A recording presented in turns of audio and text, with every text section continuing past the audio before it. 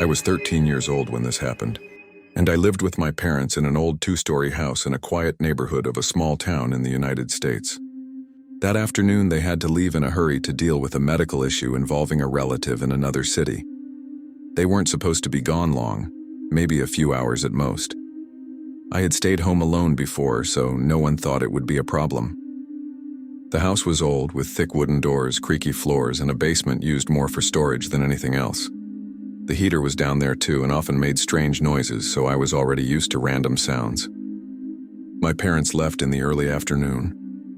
I remember closing the door, hearing the car pull away and feeling that familiar silence of an empty house. I went to the living room to watch TV and then went upstairs to my bedroom to play on the computer. It was cold outside, so the house felt even quieter, like it was holding in sound. After a while, I started hearing a noise coming from the basement. At first, I didn't pay much attention. It was a rhythmic, hollow sound, like when the heater turned on and the pipes expanded. I tried to ignore it by turning the game volume up a bit, thinking it was just another one of those normal noises from the old house. After a few minutes, I realized the sound wasn't like the other heater noises. It wasn't random. It was spaced out, almost like soft knocks, always at the same interval. It sounded like someone touching something, stopping and then touching it again. I paused the game and listened, trying to figure out exactly where it was coming from. The sound seemed to move upward slightly, as if it were coming up the basement stairs. I stayed frozen in my chair, my headset still around my neck, feeling a strange tightness in my stomach. Even so, I tried to convince myself I was overreacting. Old houses make noise, I kept telling myself. The problem was when the sound changed.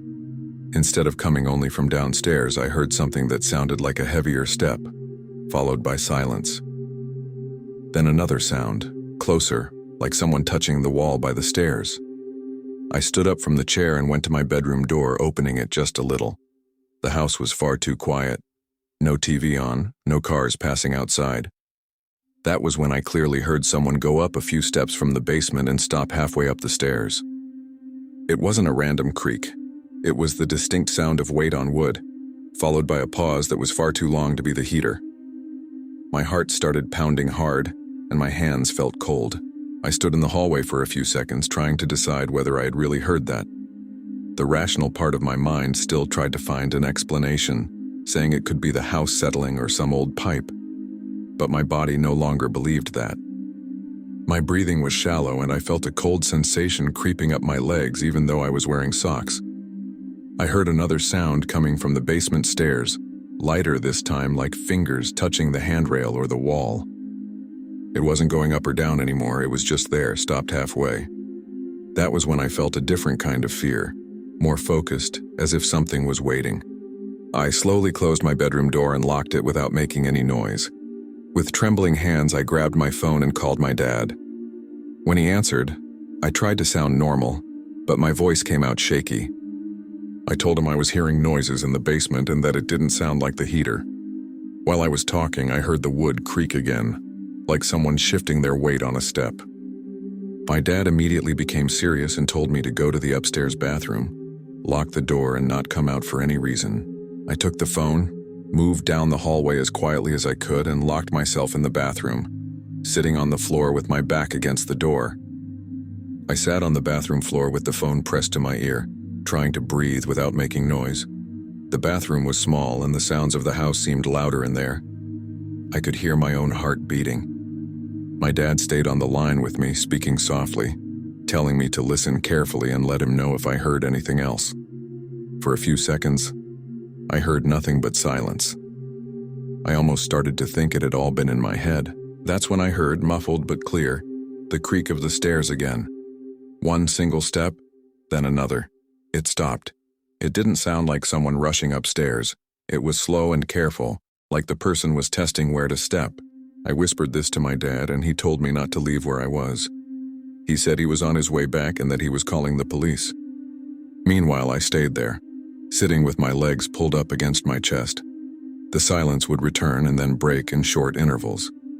During one of those moments, I heard something that made me freeze completely, a sound like a hand sliding along the wall near the stairs, as if someone were using it for support. I didn't hear footsteps on the upper floor, but it was very clear that someone had climbed at least halfway up the basement stairs.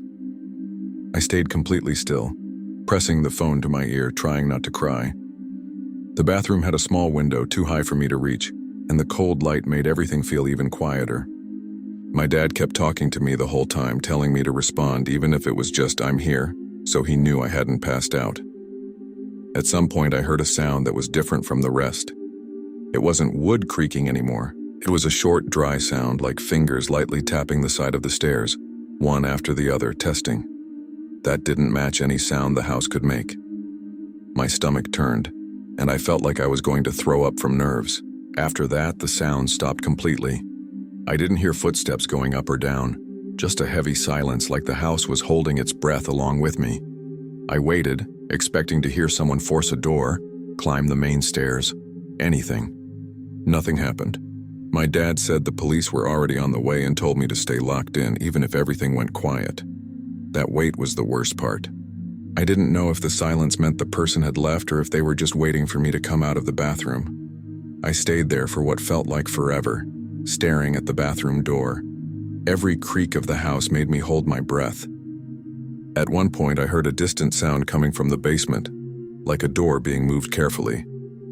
It wasn't a bang. It was more like metal touching metal, followed by silence. I told my dad in a low voice, and he said to stay locked in, that the police were almost there.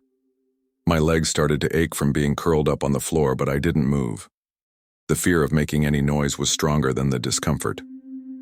A few minutes later, I heard something different. Muffled voices coming from outside the house. They weren't my parents' voices. They were firm voices, speaking quietly, followed by heavy footsteps on the living room floor. There was a knock on the front door, and someone identified themselves as the police. My dad told me to respond only when they called my name. When I heard my name, I stood up slowly, unlocked the bathroom, and opened the door with my hand shaking. The officers were in the hallway, and one of them told me to stay behind them. Another went down toward the basement.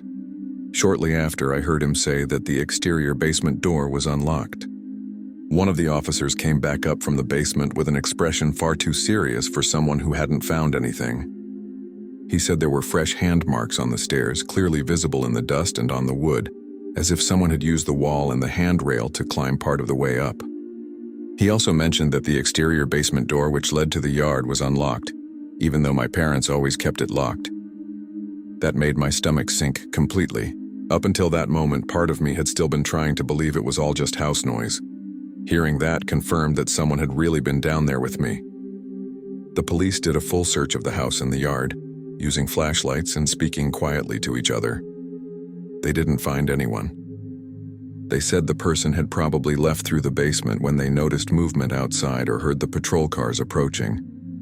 My dad arrived shortly after, pale, and hugged me too tightly when he saw me. One of the officers explained what they had found and recommended changing the basement door lock. I stayed quiet, just listening, still trying to understand how someone had entered the house while I was alone. After everyone left and the house became quiet again, I sat on the couch not knowing what to do. My parents tried to act normal, speaking softly, but it was clear they were just as shaken as I was. At some point, the heater turned on, making the same noise it always did, and it sent an immediate chill through me. I was never able to hear that sound the same way again. I kept thinking about how long that person had been in the basement before I noticed, and whether they had heard me moving around the house or playing on the computer. The idea of someone down there, listening to everything, made me feel sick. Story 2. I was 11 years old when this happened, and I lived with my mother and my younger brother in a simple house in a regular residential neighborhood in the United States. That day, my mother needed to leave quickly to pick up my brother from school, which was only a few minutes away by car. She said she wouldn't be gone more than half an hour, and left me at home watching TV in the living room. I had stayed alone before for short periods, so it didn't seem like anything unusual. It was during the afternoon, still daylight, and the street was usually quiet at that time, with few cars passing by. Not long after my mother left, I heard someone knock on the front door. It wasn't a hard knock, but it was insistent enough to make me get up from the couch. I looked through the people, but I couldn't really see who it was. Just part of someone's hair and shoulder very close to the door.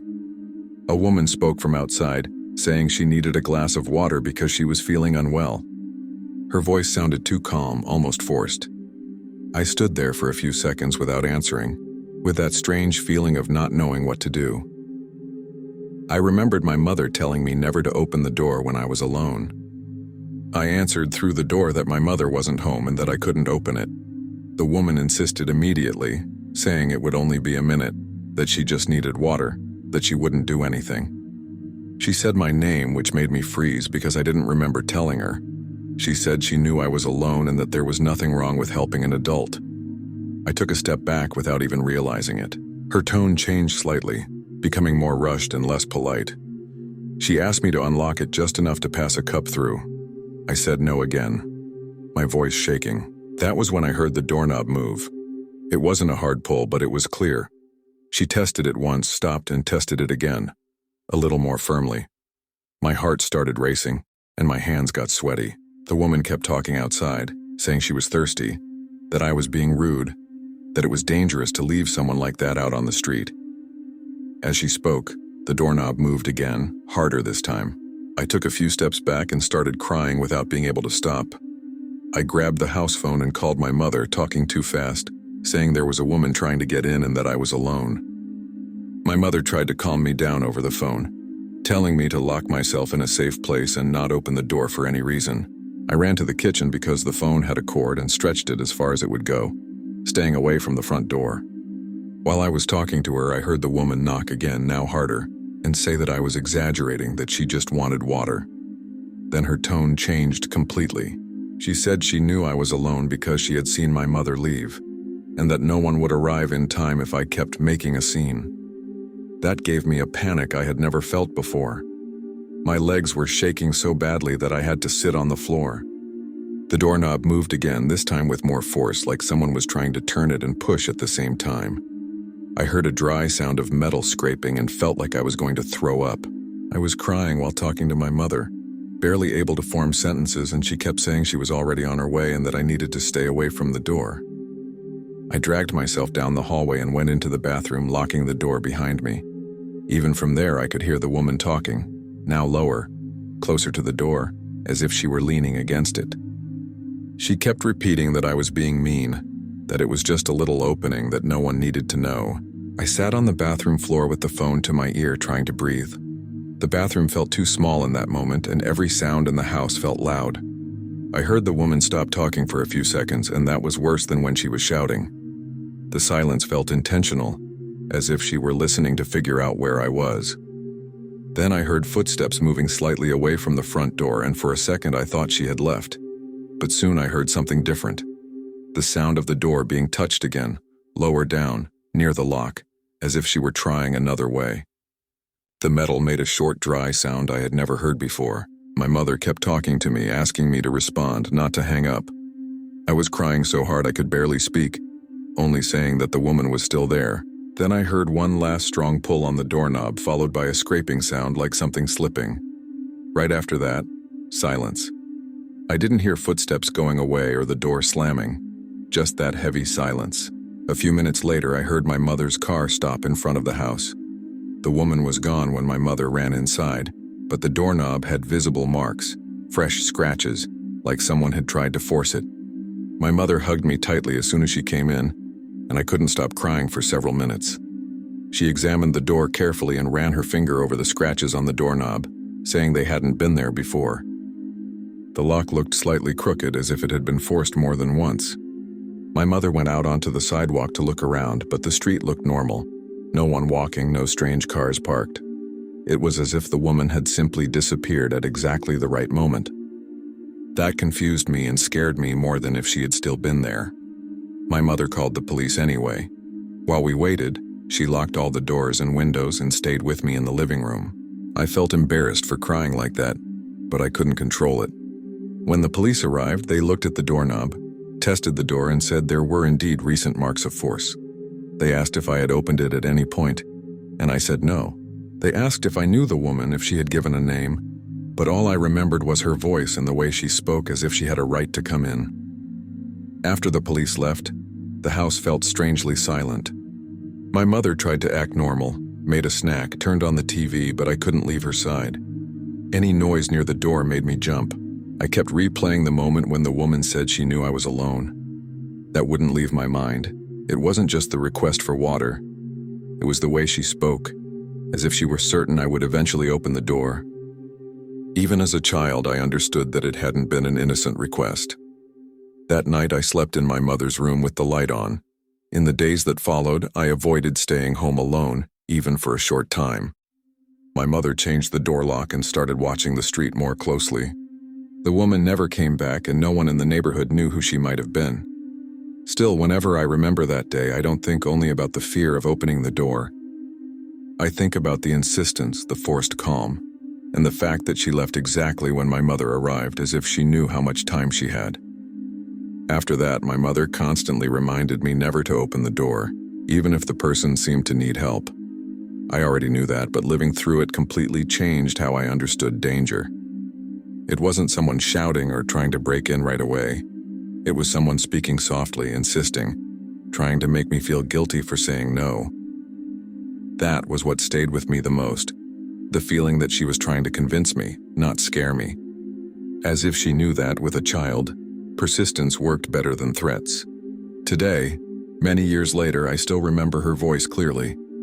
I don't remember her face or her clothes, only how close she was to the door and the sound of the doorknob moving while she said I was being mean. Whenever someone knocks on my door unexpectedly, my body reacts before my mind does. That afternoon taught me that not all danger looks dangerous at first. Sometimes it just asks for water just a minute and leaves at the exact moment it can no longer get in. Story 3. I was 12 years old when this happened, and it was summer vacation. I spent most days home alone while my parents were at work. We lived in a very quiet residential neighborhood, the kind with wide streets, open yards, and neighbors who recognized each other by sight. I was already used to being alone in the afternoons because my parents always came back before dark. That day was hot with the windows open, and I was passing the time playing video games in the living room, not paying much attention to what was happening outside. The TV was on loud, and the fan made that constant noise that eventually just blends into the background. At some point, I heard someone call my name. At first, I thought it was my imagination or a sound coming from the TV. I kept playing for a few seconds until I heard it again, clearer this time, coming from the backyard. It was a male voice, calm, calling my name the way adults do when they want attention. I paused the game and stayed still, listening. The voice called again, now saying that my father had sent him to talk to me. My stomach tightened immediately.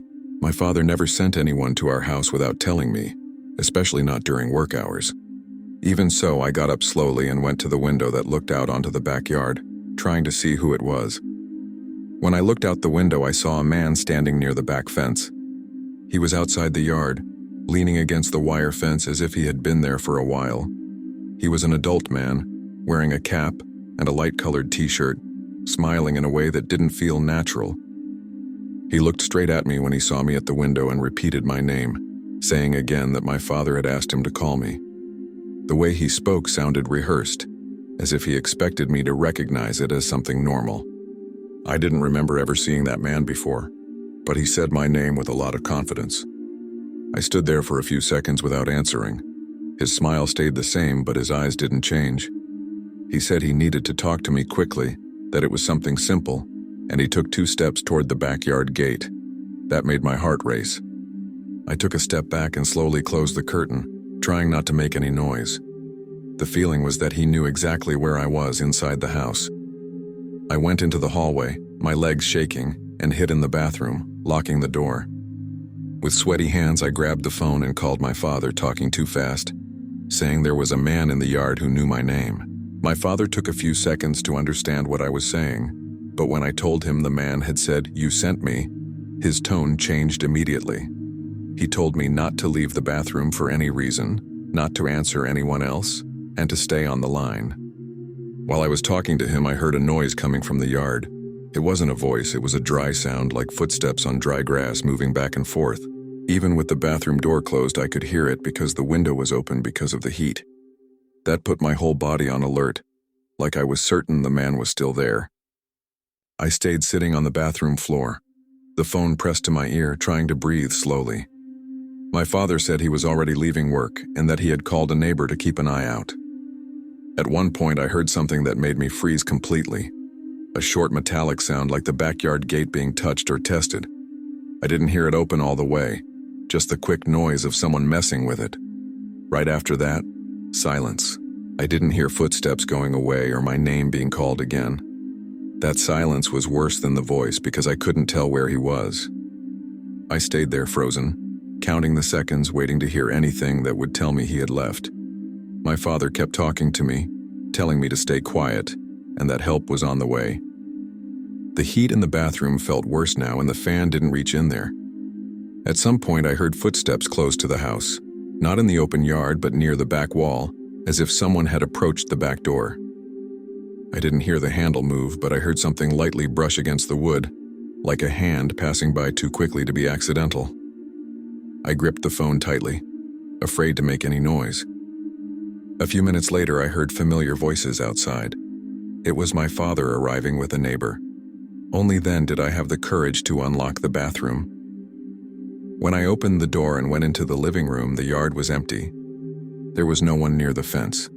My father went straight to the back of the house and looked at the ground.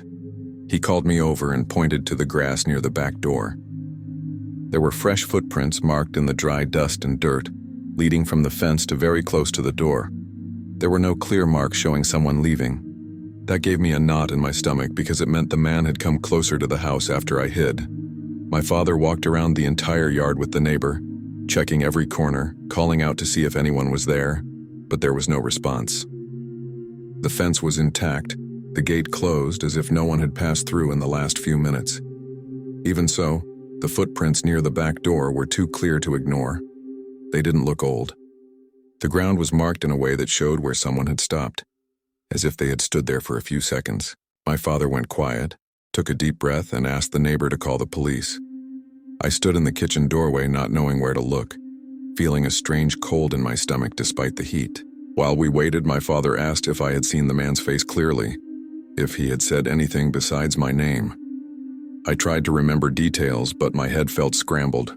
What kept coming back was his smile and the confidence with which he said, "Your father sent me." That didn't feel like a guess. It felt like someone trying to impersonate someone familiar. When the police arrived, they looked at the footprints, the fence, the back door, and asked if I would recognize the man if I saw him again. I said I thought I would. But the truth was that what I remembered most was the feeling of being watched inside my own house. After the officers left, the house felt different, smaller, and less safe. My father tried to act normal, closed the windows, checked the doors, and called my mother to explain what had happened. I sat on the couch, staring down the hallway, expecting to hear my name again. Every sound in the house made me turn my head. The fan was still on, but now the noise annoyed me like it was hiding other sounds. My father said I had done the right thing by not responding and hiding, but I still felt embarrassed for being so scared. That afternoon, my father stayed home with me, something that almost never happened. He called a few neighbors, warned people on the street, and asked them to stay alert. Even so, I couldn't go back to playing or watching TV. I stayed close to him the whole time, following him around the house like a shadow. The idea that someone had entered the yard, called my name, and gotten close to the back door without anyone noticing made me uneasy. I tried to convince myself it was just an isolated scare, but my body didn't follow logic. That night, I barely slept. Any noise outside made me get out of bed and go to my bedroom door to listen more closely. My father left a light on in the hallway and said everything was fine, that the police had patrolled the area and that the man probably wouldn't come back. Even so, I kept thinking about how he knew my name and how he used my father as an excuse. It didn't seem random. It felt like someone who had watched the house before, who knew who lived there and when I was alone. That idea left a weight on my chest that was hard to explain. In the days that followed, my father started picking me up from a friend's house whenever he needed to go out and avoided leaving me alone for a while. No neighbor saw the man again, and no one came asking about anything. The footprints disappeared with watering the yard and the normal movement of the backyard, but the memory stayed. Even today, when someone calls my name from outside the house, my body reacts before my mind does. I remember that man smiling near the fence and saying that my father sent him. And I remember that if I had believed him and gone outside, maybe no one would have arrived in time to see the marks he left so close to the back door. Story 4. I was 10 years old when this happened, and I lived with my father in a simple single-story house in a typical residential neighborhood in the United States. My mother no longer lived with us at the time, so it was just the two of us. On a weeknight, my father went out briefly to buy some medicine at a pharmacy that was only a few minutes away by car.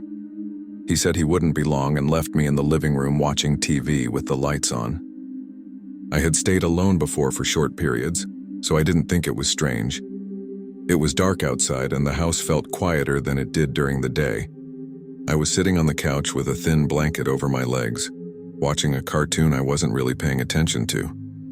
The hallway that led to the bedrooms was right behind the living room, and its light was on. At some point, without any warning, that light turned off by itself. It didn't flicker or dim, it just went out. I thought it might have been a power outage, but the TV stayed on. I stared at the dark hallway, waiting for the light to come back, feeling a strange tightness in my chest that I couldn't explain at the time. I slowly got up from the couch and went to the hallway light switch. I pressed it once and nothing happened. I pressed it again, harder, and the light turned on normally. That should have reassured me, but it didn't. The hallway looked different, longer somehow, with deeper shadows along the walls. I stood there for a few seconds staring, trying to convince myself it had just been a faulty bulb.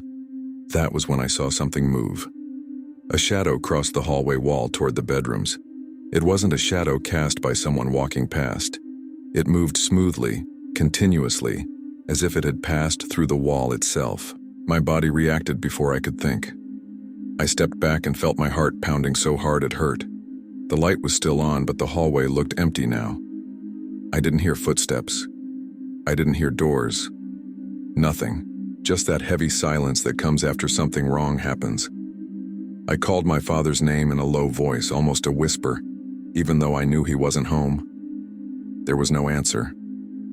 That was when I felt real fear. Fear that didn't come from imagining something, but from having seen something I couldn't explain. I went back to the living room, trying not to run, but my legs felt weak. The TV was still on, playing at its normal volume as if nothing had happened. I sat on the couch for a few seconds, hugging the blanket, trying to convince myself the shadow could have been caused by a car passing on the street or something in my head. Even so, I couldn't take my eyes off the hallway. The light was on, but it didn't seem to properly illuminate the far end. At some point, I heard a low sound coming from that direction, like something lightly touching a door. It wasn't a knock, more like a quick tap, almost accidental. That was when I decided to hide. I got up and quickly went to my father's bedroom, opened the closet, and went inside. I closed the door slowly and sat on the floor, my back against the hanging clothes. The space was small and smelled like stored fabric. I tried to breathe without making any noise at all. From there, I could hear almost the entire house. I waited to hear my father come home, the sound of keys, anything normal. Instead, I heard something that made me freeze. The clear sound of the front door opening, followed by it closing shortly after. I didn't hear a voice, I didn't hear hurried footsteps, just the door opening and closing, as if someone had entered and left calmly. I stayed completely still inside the closet, covering my mouth to hold back my crying. I waited to hear my father's voice calling my name, but that didn't happen. Instead, I heard light footsteps coming from the living room toward the kitchen. They were controlled footsteps, unhurried, as if the person knew exactly where they were. The sound stopped for a few seconds, and then I heard a low metallic noise, like a window being touched. My heart was beating so hard I was afraid it could be heard outside. I didn't know whether I should run out or stay there until my father returned. A few minutes later, everything went quiet again. I didn't hear any more footsteps, doors, or the window. The silence felt forced, as if someone had decided to stop moving. I stayed in the closet until I heard my father's car pull up and the front door open again, this time with his voice calling my name. I ran out and clung to him, crying and unable to explain properly. Later, when the police came, they found the kitchen window unlocked with no signs of forced entry, as if someone had come in and left carefully. To this day, what scares me most isn't the shadow I saw in the hallway, but the fact that someone had been inside the house with me silently while I was hiding and waiting for it to be over. After that night, my father tried to explain everything logically. He said the hallway light could have had a bad connection, that the shadow could have been a reflection from a car passing on the street, and that the front door might have been the wind. I listened to everything, but none of it fit completely. What bothered me most was the sequence of events, the way one thing led to another without pause. The light turned off by itself, the shadow crossed the hallway, and soon after, someone entered and left the house without making a sound. It didn't feel like separate coincidences. It felt like a single situation unfolding while I was there.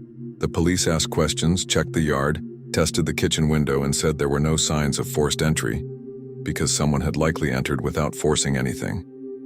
That was worse to hear than if they had found a broken window. It meant the house hadn't resisted, that someone had entered easily and moved around inside without being noticed.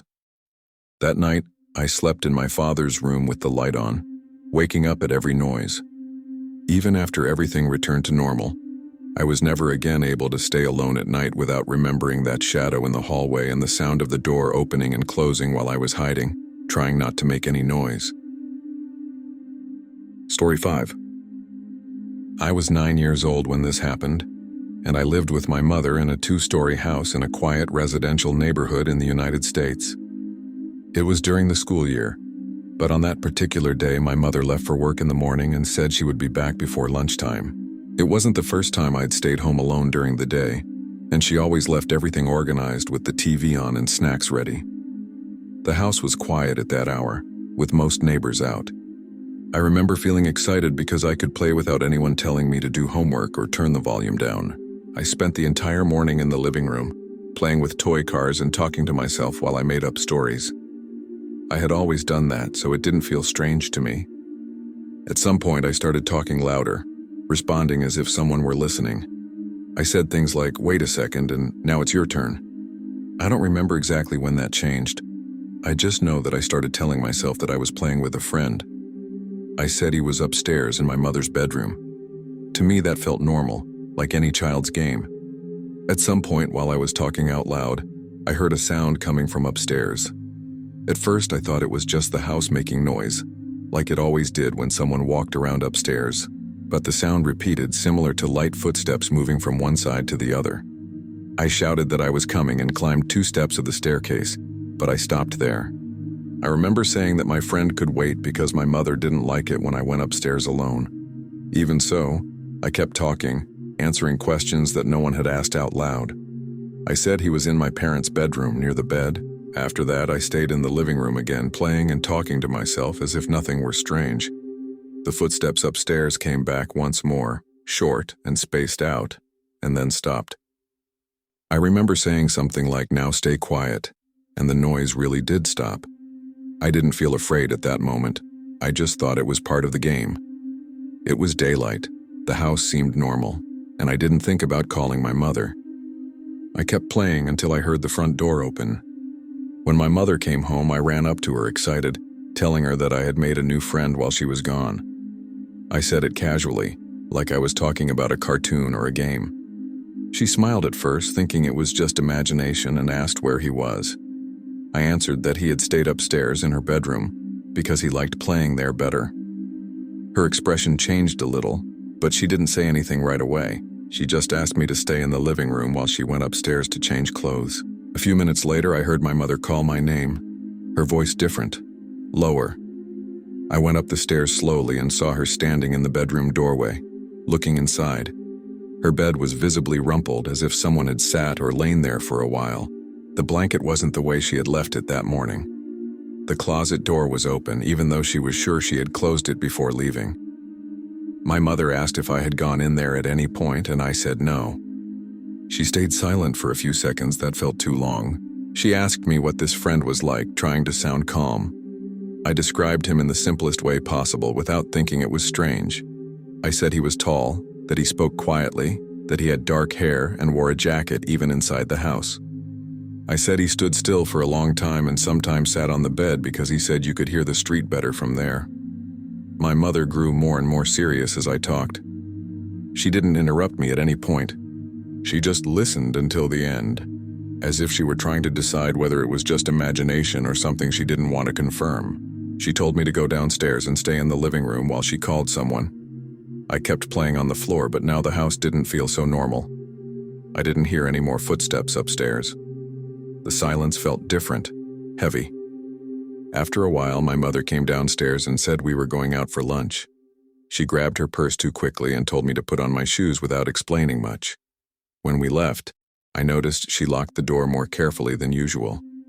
Only in the car did she tell me not to talk about that friend to anyone for now. A few weeks later, my mother started acting differently around the house. She began locking doors she used to leave open, checking windows every night, and not leaving me alone anymore, not even for short periods. I didn't really understand why. I just felt that something had changed. One day I heard my mother speaking quietly on the phone in the kitchen, mentioning break-ins that had happened in the neighborhood while people were away. She stopped talking when she saw me, but it stayed in my mind. I started connecting what she said with the friend I had described, even without fully understanding what it meant. Not long after, the police knocked on our door to ask some questions. My mother answered most of them herself, but at one point she called me over and asked me to repeat what the friend I said I played with was like. I said the same things, in the same simple, childlike way, without changing anything. One of the officers made some notes and exchanged a quick look with the other. They didn't say much, just thanked us and left. That day, my mother hugged me longer than usual and told me I hadn't done anything wrong. I just felt a strange discomfort, like that game had been something much more serious than I had realized. Sometime later, my mother told me carefully that they had arrested a man suspected of entering empty houses during the day.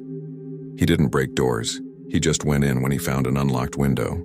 She said it trying to sound calm, but it was clear she was nervous. When she showed the photo on the news, I felt a strange tightness in my chest. I recognized the face immediately, even without understanding why. I didn't say anything right away. I just stared at the screen, feeling that confusing sense of something too familiar to be a coincidence. Later, my mother asked if that man looked like the friend I said I had played with.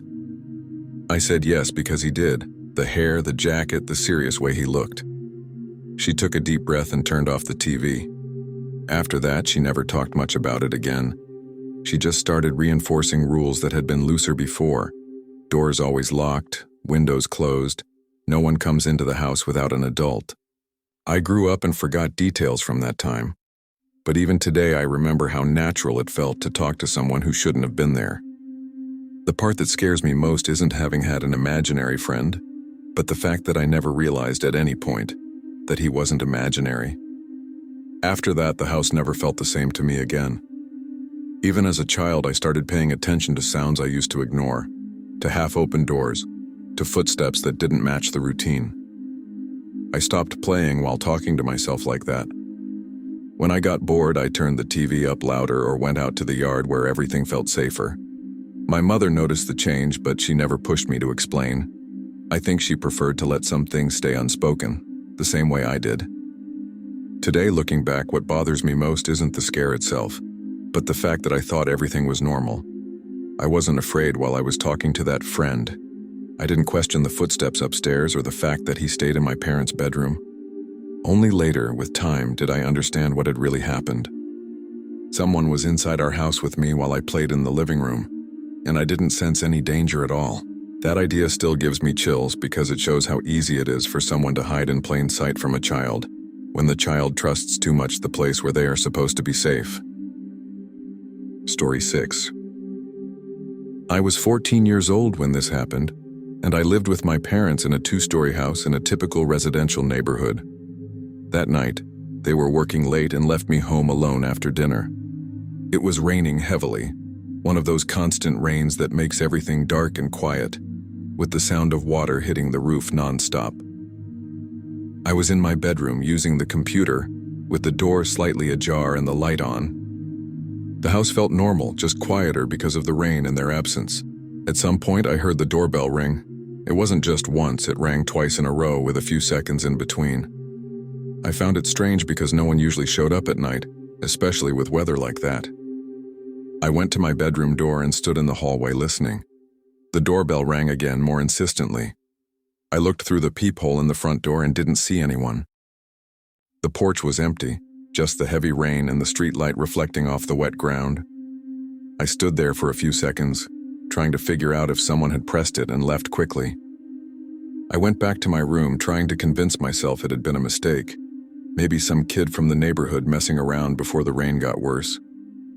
I sat on the bed and listened to the sound of the rain, which seemed louder now. A few minutes passed in silence, long enough for me to start relaxing. That's when I heard a different sound coming from inside the house. The doorbell rang again, but this time it wasn't the one at the front door. It was the internal intercom, the one that rang inside the house when someone pressed the button on the side gate. The sound echoed through the hallway, too loud to ignore. My heart started racing immediately. I got up slowly and went to my bedroom door again. I didn't answer the intercom. I stood there, holding the doorknob, waiting to hear some movement outside. The intercom rang again, longer this time, as if someone were holding the button down. That gave me a bad feeling because no one I knew would do that without identifying themselves. I thought about going downstairs to look through the living room window, but something made me hesitate. I went back into my room and locked the door, sitting on the floor with my phone in my hand. That was when I decided to call the police. While I was talking to the dispatcher, I tried to keep my voice low so I wouldn't give away where I was. I explained that someone had rung the doorbell several times and then used the internal intercom, even though I was home alone. She told me to stay locked in my room and asked me to describe the house. While we talked, I heard a different noise coming from outside, a short click like something being opened or closed carefully. The rain helped muffle the sounds, but I could tell there was movement in the backyard. My heart was pounding so hard I could feel it in my ears and my hands were shaking as I held the phone. A few minutes later, I heard quick footsteps on the outdoor flooring, followed by the sound of something being pushed. The dispatcher asked me to go to my bedroom window only if it was safe. I pulled the curtain aside just a little and saw a silhouette running toward the back of the yard, disappearing into the rain. I couldn't see the face, just the shape of someone jumping the fence. Shortly after, I heard sirens approaching. When the police arrived, I went downstairs carefully and told them everything. They checked the house's external electrical panel and confirmed that someone had accessed it to activate the internal intercom. They said the man had likely fled when he realized I had called the police. After the officers finished their inspection, one of them explained that the electrical panel was located outside the house, along the side, protected only by a simple cover. Whoever it was knew exactly where to go. It didn't seem like someone randomly pressing buttons. They said the front doorbell had probably just been used to test whether anyone was home. When no one answered, the person tried another method of contact, something that sounded more internal, more convincing. That gave me a knot in my stomach. The idea of someone walking along the side of the house in the rain, calm enough to look for the panel, gave me a chill I couldn't really explain. My parents arrived shortly after, scared and full of questions. The police explained everything to them, showed them the open panel, and recommended replacing the system and improving the exterior lighting. My mother hugged me too tightly, repeating that I had done the right thing by not answering and locking myself in. Even so, I felt strange, as if I had failed to notice something sooner. The house, which had always felt familiar, seemed too big that night. Every hallway felt long, every door felt fragile. I barely slept, even with my parents home. In the days that followed, we found out that other houses in the area had been watched in similar ways. Doorbells rung with no one there, intercoms used without identification. They never caught the man who entered our yard that night. The rain erased any trace he might have left. The electrical panel was replaced and my parents started leaving the outside lights on all night. Even so, whenever it rains heavily and the doorbell rings, my body reacts before I can think. That night taught me that not all danger tries to break down a door. Sometimes it just tries to get you to answer. Story 7. I was 11 years old when this happened, and I was in elementary school. I lived with my mother in a simple house in a quiet residential neighborhood, the kind where almost everyone works outside the home during the day. My mother got home from work in the late afternoon, so I usually stayed alone for 1 or 2 hours after school. It was already normal for me. That day I got home around 3 in the afternoon, dropped my backpack on the couch and went straight to my bedroom. It was hot, with the windows open, and the house felt too quiet, the way it always did at that hour. I played video games for a while with my bedroom door open. My parents' bedroom was directly across from mine, separated only by a short hallway. At some point, I heard a noise coming from there. At first I thought it was the wind moving something or the house creaking because of the heat. But the sound repeated. It was like something being pushed from inside the closet in my parents' bedroom. A muffled, dragging noise like wood scraping slowly. I paused the game and listened, the controller still in my hand, trying to understand if it had just been my imagination. I stood still for a few seconds, trying to convince myself the sound could have been anything. My mother stored boxes and suitcases in that closet, and sometimes they shifted when the door was closed too hard. Even so, the noise had been different. It wasn't something falling all at once, it was slow, like someone pushing something from the inside. I got up and went to my bedroom doorway, looking toward the hallway. My parents' bedroom door was open, dark inside, and the closet was on the opposite side of the bed, almost invisible from where I stood. I went back to the video game, trying to ignore it, but I couldn't focus. A few minutes later, I heard it again, this time clearer. A low creak, followed by a dull sound, like something touching the inside of the closet door. My stomach tightened immediately. It didn't sound like wind because the windows in that room were closed. It also didn't sound like something falling because the sound stopped and then came back from the same spot. I stayed silent, holding my breath, listening far more carefully than someone my age normally would. That's when I realized the sound was always coming from inside, never from outside. I slowly got up and went to the kitchen, trying to make as little noise as possible. I grabbed the landline phone and went back near my bedroom, standing against the wall where I could hear the hallway without being easily seen.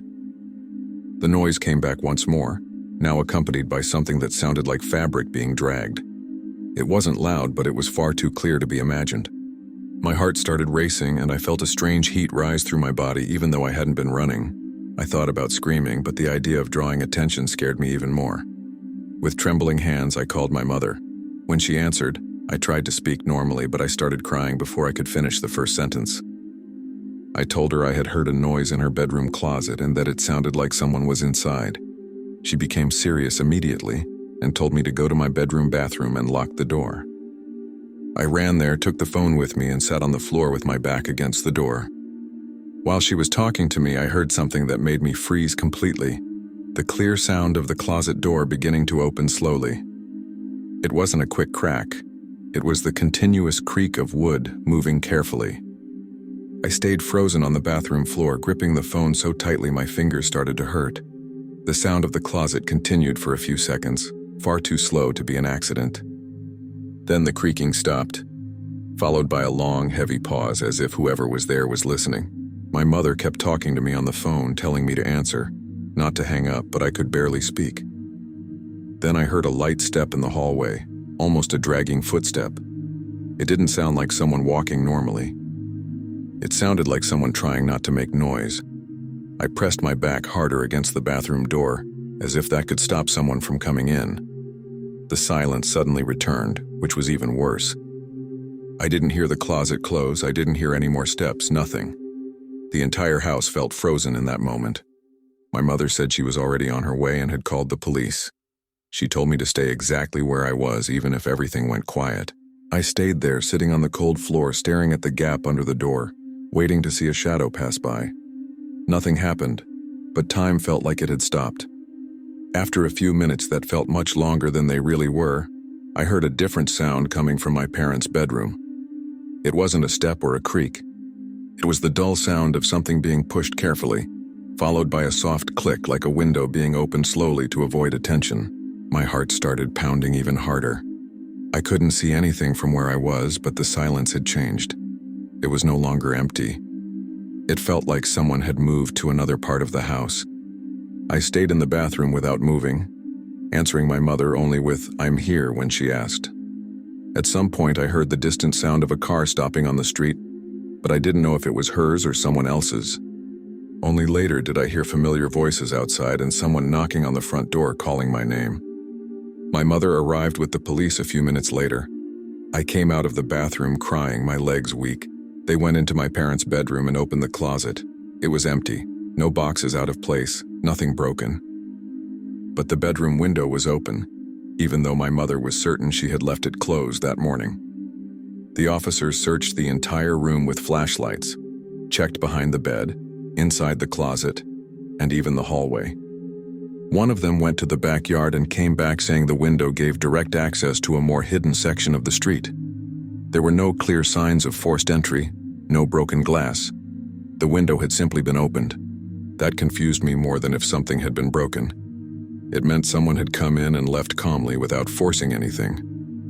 While they spoke with my mother, I kept staring at the closet, half expecting to hear that sound again from inside. My mother hugged me tightly and apologized over and over for leaving me alone. I didn't know what to say. The hardest part was explaining the noise, because it hadn't been fast or violent. It had been slow, continuous, deliberate. One of the officers asked exactly how the sound had been, and I explained that it felt like something being pushed from the inside, like someone adjusting themselves. They exchanged glances but didn't comment. They said they would file a report and reinforce that I had done the right thing by hiding and calling. After everyone left, the house felt strange. My parents' bedroom looked different, even though nothing was visibly out of place. My mother closed and locked all the windows, including the bedroom one, and pulled the closet forward as if that would help somehow. That night I slept in her room with the light on. Every creak of the house woke me immediately. I kept remembering the sound of the closet door opening slowly, as if someone knew exactly what they were doing. In the days that followed, my mother started coming home earlier from work or asking someone to stay with me. I was never alone in that house for long again. The police never found anyone, and no neighbor saw anything unusual that day. Even so, every time I pass by my parents' bedroom, I remember that afternoon. The silence, the sound coming from inside the closet, and the certainty that someone had been there with me while I thought I was alone. To this day, closed closets make me uncomfortable, because I learned too early that not every sound inside a house is just the house making noise. Thank you very much for your company until the end. Your support is what gives life to this channel. If these stories have caught you, don't forget to leave your like and comment on your opinion. And if you are not yet part of our community, sign up now to receive the next real horror stories.